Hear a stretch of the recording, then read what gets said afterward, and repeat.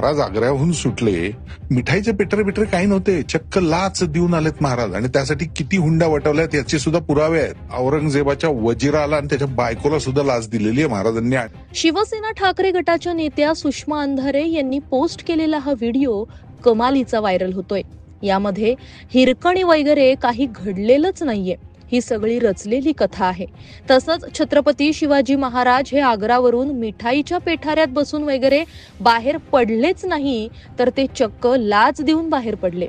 महाराजांनी औरंगजेबाच्या बायकोला आणि वजिराला लाच दिली आणि मगच ते बाहेर पडू शकले, याचे पुरावे असल्याचं देखील या मुलाखतीमध्ये हा व्यक्ती सांगत आहे. एकदा काय विधान केलंय ते पहा. आपल्याकडे दुर्दैवाने फक्त गोष्टींमध्ये अडकतं. शिवनेरीचा जन्म, मग त्यानंतर पुण्याला आले, मग त्यानंतर शिवनेरी, आणि ते शिकवलं पण आणि सांगितलं पण ते गोष्टी रूपात. त्याच्यामुळे ते खरंच आहे का याचा कोणी नाहीच आहे ना. म्हणजे गंमत म्हणून सांगतो आता, महाराजांच्या शिस्तीचं मोठेपण म्हणून रचलेली स्टोरी की गडाचे दरवाजे सूर्यास्ताला बंद व्हायचे, याच्यातून निर्माण झालेली ती कथा आहे की जिनी गडावर हिरकणी घडलेलीच नाही. असं काही नाही. रायगडावर मी फिल्म केली, असं काही नाहीये. असं इतिहासाचं नाही कुठेही. पण लिहिलं गेलं.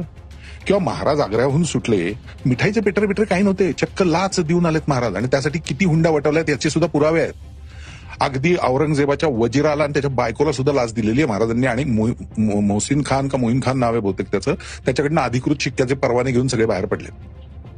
स्वामी परमानंद 5 हत्ती घेऊन शेवटचे गेले, त्याच्या परवान्याची खूण सुद्धा आहे अजूनही.